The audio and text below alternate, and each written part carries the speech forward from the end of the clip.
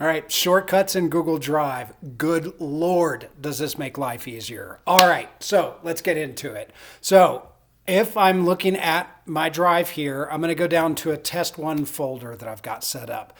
I've got a great document with some great James Joyce prose, and I like the fact that it's in this document because this is my project folder, but I also need it to be in another folder. Now it's only one document. How do we do that? Answer is shortcut. So if I highlight the document and I right click, it's going to come up where I can add a shortcut to Drive in the drop down. So what happens there is it comes up with a little navigation menu, and this is asking you where you want the shortcut to live. So if I navigate through my Drive, I go down, I've got a test 2 folder. I go in there, you can see the folder's empty. I'm going to click add shortcut.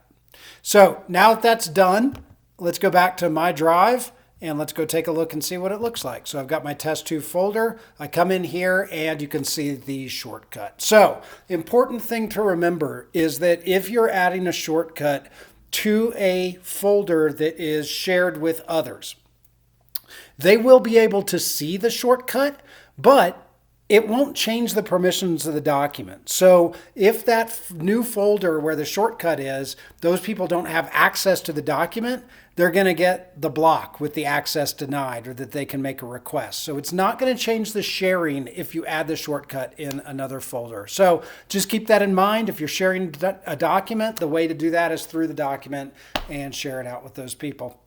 All right, that's it. Hope that helps.